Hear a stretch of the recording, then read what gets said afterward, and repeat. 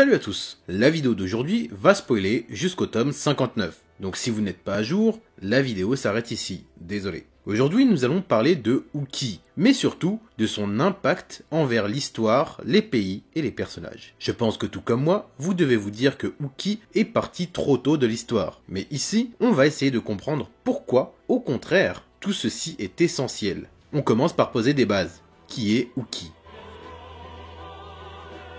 Membre d'une branche secondaire de la famille Wu, il fut l'un des 6 grands généraux de Qin, connu sous le nom de l'oiseau colossal, sous les ordres du dieu de la guerre, le roi Shou. On sait de lui qu'il était l'un des plus puissants généraux de son époque, aux côtés de Qiu, qu'il a promis d'épouser après avoir conquis 100 châteaux. Cependant, cette dernière mourut contre Uken, ce qui cause la rage de Uki, qui finit par vaincre ce dernier. Mais on connaît Uki surtout par rapport à son apparition lors de la guerre fratricide entre Seikyu et Heisei, où on pouvait le voir comme un homme très puissant, qui est au-dessus du pouvoir du roi, nous donnant un avant-goût de son influence en tant que général de Qin. À ce moment de l'histoire, son affiliation pouvait être cruciale pour un camp. Il était la puissance de Qin, qui à lui seul faisait trembler des armées. Uki finit par rejoindre le camp de Sei après avoir compris que ce dernier était le digne héritier du roi Shou, qu'il respectait. S'ensuit alors sa rencontre avec Shin, qu'il finit par prendre sous son aile, en le jetant dans le vide pour lui apprendre ce que c'était que commander une armée. Enfin, il fut nommé commandant en chef de l'armée de Qin pour stopper l'armée de Zhao. Durant cette campagne, il donna le nom de Ishin à l'unité de Shin et rencontra Riboku ainsi que Uken qui finirent par le vaincre à cause d'une flèche dans le dos.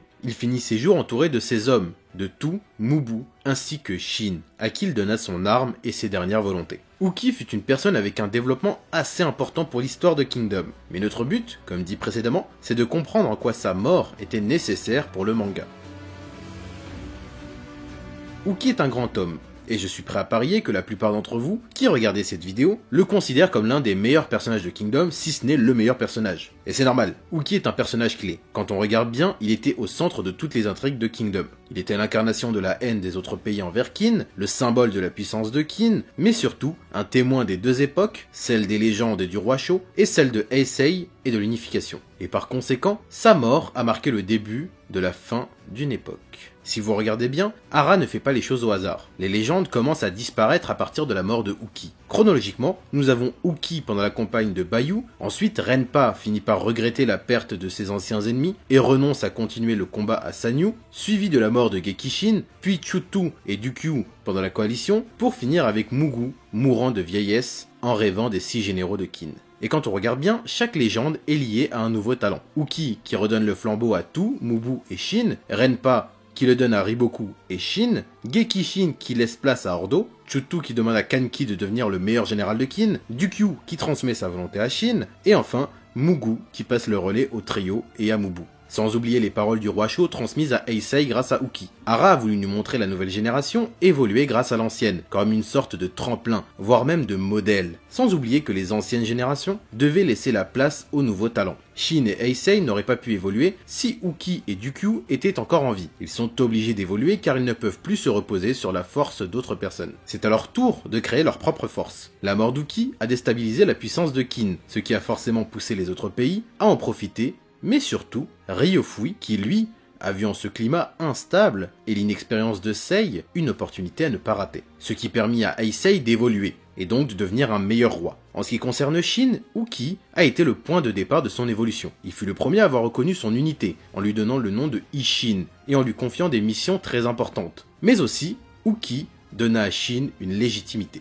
Les personnes ayant eu l'approbation de Uki ne sont pas nombreuses. Déjà, juste l'approbation suffit à être considéré comme étant une personne exceptionnelle. Mais en plus de tout cela, Uki donna sa Gwendao, ce qui implique que Shin est le digne héritier d'une légende. Et c'est là que commence la vraie aventure de Shin. À partir de là, chacun de ses adversaires est lié de près ou de loin à Uki. Rinko, l'homme qui a touché Uki, Renpa, l'homme qui a combattu Uki, Gyu-un et Shugaryu, les hommes qui ont connu Uki, et enfin Uken, l'homme qui tua Uki. Chaque personne rencontrée par ce dernier devient un palier pour Shin, qui lui permet symboliquement d'atteindre les cieux et d'être un général complet. Uki devient donc une échelle de mesure pour nous et pour Shin, car toute personne qui le surpasse devient automatiquement une légende. Shin, grâce à lui, a expérimenté ce qu'était la défaite, que perdre n'était pas une fin en soi, bien au contraire, c'est un commencement. Comme par exemple Mubu, qui n'était qu'un vantard, n'écoutant que sa propre force, qui finit par changer à la mort d'Uki, finissant par devenir le symbole de la puissance de Kin. Voire même tout, qui de base n'était que l'ombre de ce dernier, et qui maintenant est considéré comme étant l'un des meilleurs généraux de Kin, qui, contrairement aux autres, n'a toujours pas montré son plein potentiel, qu'on évoquera dans une autre vidéo. Sans oublier Rokuomi, le corbeau colossal, l'homme le plus beau de Kin.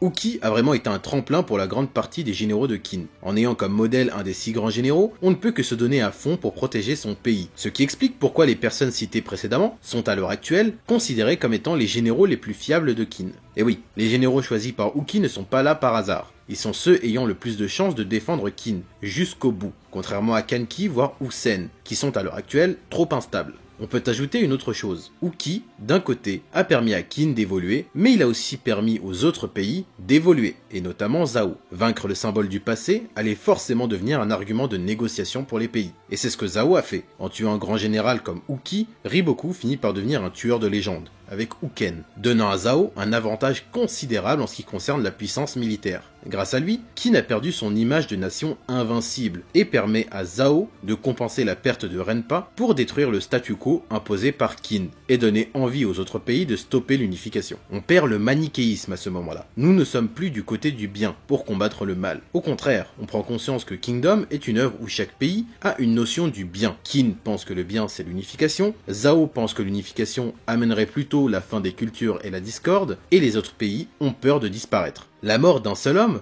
chamboule l'organisation et les enjeux pour 7 pays différents. C'est en ça que la mort d'Uki est nécessaire. Elle permet aux différents pays de stopper la phase d'attente et de passer à l'offensive, pendant qu'il en est encore temps. Ce qui va accélérer l'unification, et donc permettre à la Chine d'être enfin mature, comme le disait Rin Shujo.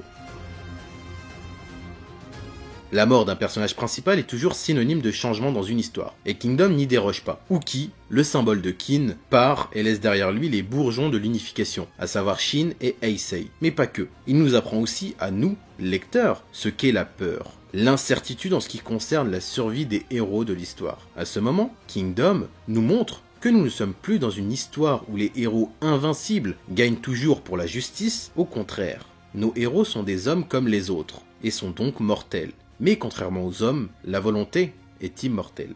J'espère que la vidéo vous a plu, et n'hésitez surtout pas à me dire ce que vous pensez de la mort d'Uki. La prochaine vidéo, Kingdom, sera soit sur tout, soit sur la Reine Mère. À vous de choisir. Sur ce, ciao!